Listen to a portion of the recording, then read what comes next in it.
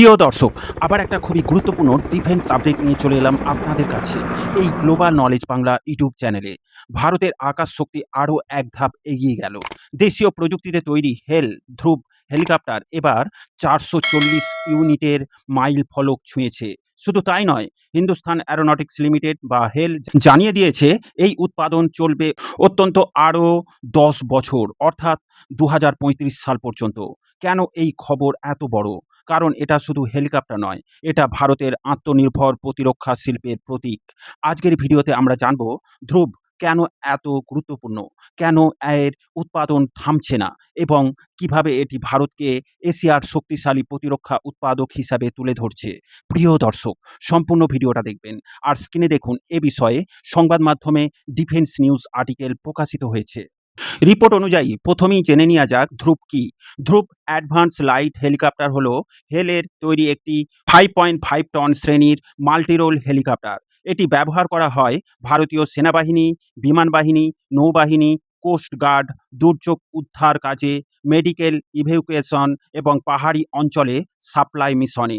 ভারতের মতো বিশাল দেশ, যেখানে হিমালয় থেকে সমুদ্র পর্যন্ত বৈচিত্র্যময় ভূখণ্ড আছে, সেখানে এমন বহুমুখী হেলিকপ্টার অত্যন্ত জরুরি।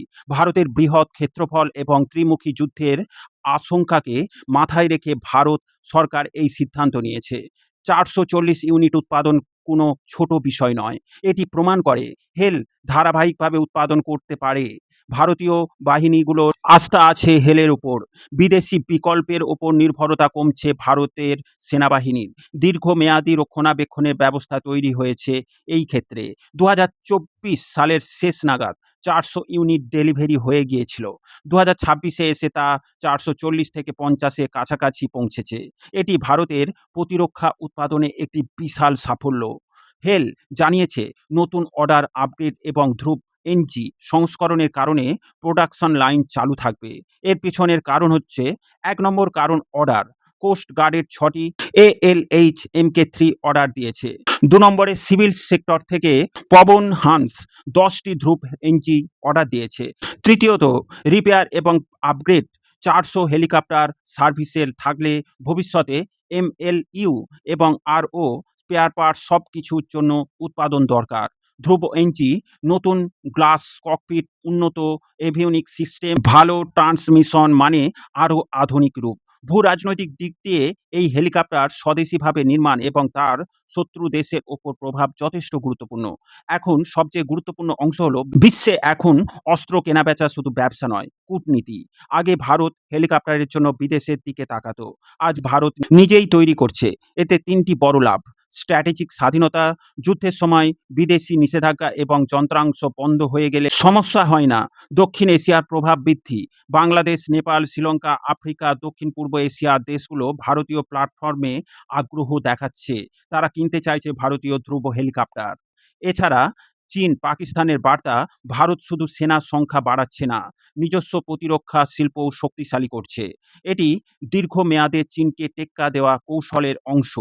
ধ্রুব হলো ব্রিজ প্ল্যাটফর্ম।